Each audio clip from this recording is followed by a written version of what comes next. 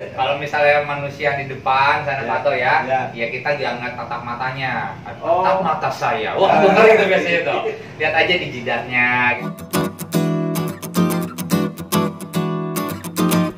Assalamualaikum warahmatullahi wabarakatuh. Waalaikumsalam warahmatullahi wabarakatuh. Selamat bertemu kembali di channel Berani Jadi Pengusaha. Jadi hari ini saya spesial ngobrol-ngobrol nanti dengan Kang Yus. Kalau selama ini kita cerita bagaimana orang mulai usaha dengan modal, dengan nyewa tempat. Nah ini beda sendiri. Nanti Kang Yus akan bercerita apa profesinya dia. Monggo Kang Yus memperkenalkan diri, apa nih profesinya Kang Yus sekarang ini nih. Oke, terima kasih Pato. Berani jadi pengusaha. Iya. Teman-teman, saya Yusuf Erlangga. Kalau ditanya tadi profesinya apa, saya saat ini profesi sebagai profesional MC, Master of Ceremony, pembawa acara. Iya. Pembawa acara biasanya di acara-acara apa nih? Banyakannya. Acara-acara apa? Jadi yang ada acara saya pembawanya. Gitu ya.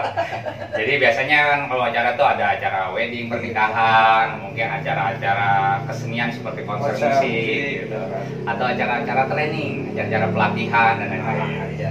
Nah, Kang Yus, awal mulanya gimana nih kok Kang Yus memilih profesi menjadi tadi pembawa acara? Acara-acara. Iya. Awal dari mulanya dari mana kan kalau ada yang cerita punya potensi, punya bisnis dari hobi, mungkin salah satunya arahnya dari situ. Kalau saya waktu itu awalnya dari karena terpaksa. Nah, terpaksa seperti apa? Nah, beberapa tahun yang lalu saya adalah seorang karyawan. Ya, seorang karyawan. Di sana saya waktu itu bekerja di bidang pemasaran. Bidang pemasaran yang harus ketemu orang, bicara. Nah, disitulah harus dipaksa ngomong. Gitu. Memang tadinya Kang Yus memang dari kecilnya tuh memang seneng ngobrol atau enggak sih?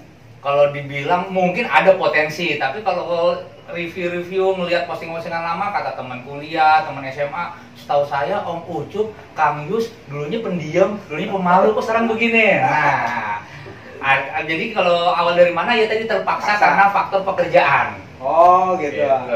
Terus akhirnya jalanin rutin jadi kebiasaan hanya bisa seperti sekarang. Bisa karena terbiasa. Oh bisa karena terbiasa karena terpaksa. Nah jadi kalau teman-teman di luar sana yang merasa aduh saya terpaksa melakukan ini, senang aja dulu, nikmati dulu. Satunya bisa jadi menghasilkan seperti yang alhamdulillah saya rasakan saat ini. Kang Yus, gimana tuh tipsnya yang tadinya kita kan nggak biasa nih banyak orang nih, jangankan suruh ngobrol di depan gitu kan, di acara keluarga kecil aja kan suka gemeteran gitu, berbicara di depan umum itu kan tidak semua orang tuh. Nah gimana, ada tips-tipsnya nggak dari Kang Yus? Bagaimana tipsnya saat harus tampil bicara di depan umum, merasa nggak pede, merasa malu, berarti bicaranya di belakang aja.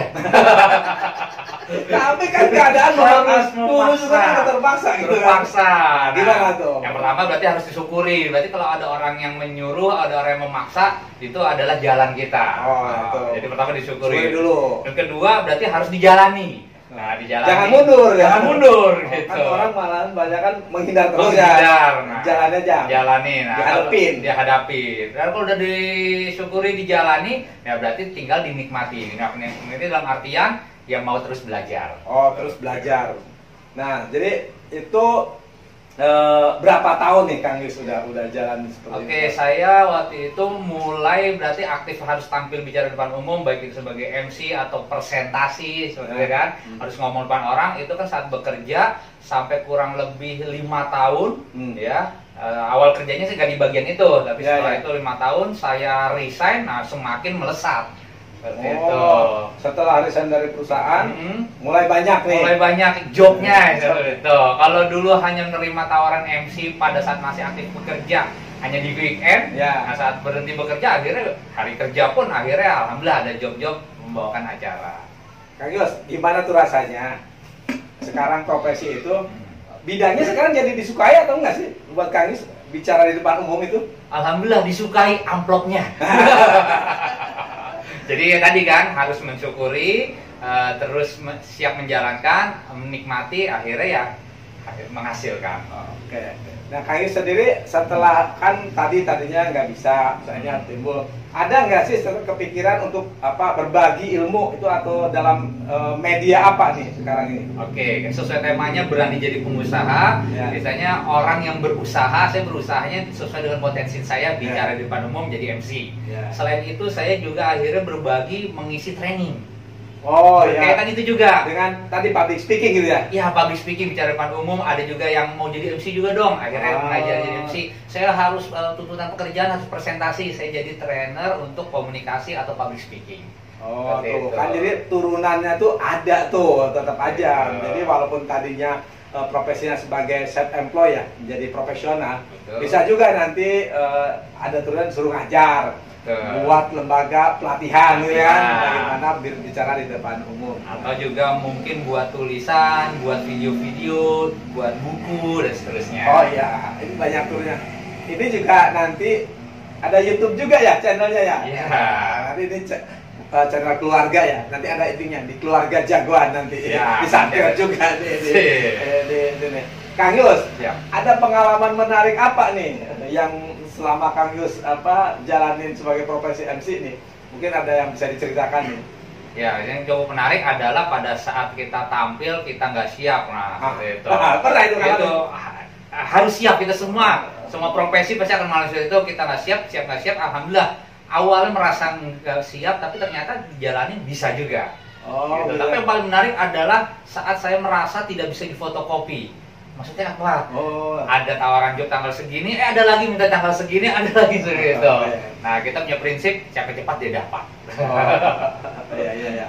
Gitu. Nah, kan gini, orang kalau pas lagi seumpamanya nih ada di acara, mungkin nanti jadi profesi Pak RT, Pak Lurah, atau kita di manajer apa, tiba-tiba dikasih sambutan yang kita tadinya datang sebagai tamu. Apa tips dari Kang Yus nih kalau pas kita yang tadinya nggak mempersiapkan di bicara di suatu acara, tiba-tiba diminta harus tampil ya? bicara. Nah, gimana tuh tipsnya? Tips pertama, kita harus memahami audiens. Oh, jadi memahami manusia. Karena yang kita hadapi adalah bukan benda mati. Benda hidup itu tuh manusia itu suka apa? Pertama nggak suka bertele-tele. Terus dia suka sesuai dengan yang di temanya dia. Jadi kalau kita di RT jangan terlalu berbelit ngomongin peraturan. Cari aja yang disukai oleh warga apa. Yang sehari-hari. Oke, tema yang menarik buat audiens. Apalagi Kang Yus kalau pas udah gitu udah semuanya lihat temanya gitu. Ada nggak tips kita semuanya cara lihat, cara gerak atau gimana tuh kalau di depan orang banyak itu? Oke, sesuai temanya juga, berani jadi pengusaha ya berani dulu tampilnya. Pertama harus berani dulu. Setelah melihat manusia karena belum terlalu berani memandang ya nggak usah dipandang-pandang dulu lah. Ya, nggak apa-apa lihatnya ke atas ke langit ya. Tapi jangan ke atas semua banget. Kalau misalnya manusia di depan sana Pato ya kita jangan tatap matanya. Tatap mata saya. Wah, bener itu biasanya tuh. Lihat aja di jidatnya gitu. Oh, jadi jangan kontak langsung gitu ya. Tapi malah jadi gegrok kalau dilihatin ya. Wah, tapi kalau kita ngeliatnya ke atas, orang merasa nggak diperhatiin. Jadi tetap ngeliat jidatnya aja. Seakan-akan kita diliatin kan penonton gitu kan. Padahal nggak berani juga gitu. Ya jadi ya alhamdulillah nih berani jadi pengusaha di sini. Saya walaupun tidak memiliki suatu fisik, nggak punya warungnya, nggak punya tokonya, nggak punya kantornya, tapi bisa tetap berpenghasilan. Nah gitu. Jadi ide bisnis itu atau kita aktivitas itu apa aja sebenarnya yang bisa dari potensi diri itu menjadi salah satu ide bisnis. Kang Yus, ada nggak pesan-pesan nih atau minta pesan-pesannya? Kan saat ini banyak juga nih situasi sekarang kena PHK atau orang pensiun gitu kan, ya akhirnya harus mengakhiri lah karirnya di suatu perusahaan. Kalau dia mau tadi ada pilihan kuadran ceritanya, bisa juga kayak Kang Yus yang profesionalisme gitu kan, bagi profesional atau buka usaha.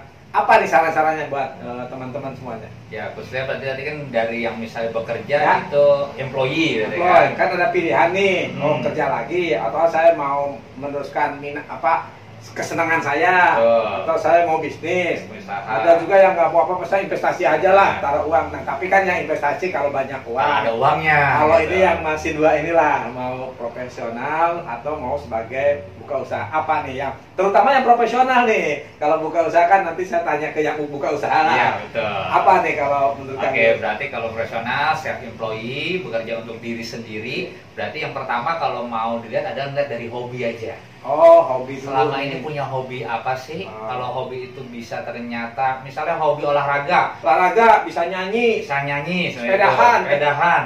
hobi juga sepeda sekarang. Oh, nih. hobi bersepeda. Nah, kalau emang punya modal bisa aja punya toko sepeda, Oke, gitu. oke. Kayak punya tenis meja jago, punya toko olahraga. Tapi Iya. kalau nggak bisa aja jadi pelatih. Oh iya, Gitu jadi kan. berarti ya. Jadi pelatihnya. Jadi Jadi punya pelatihnya. keahlian. Hobi yang punya keahlian, punya potensi, ya udah di situ.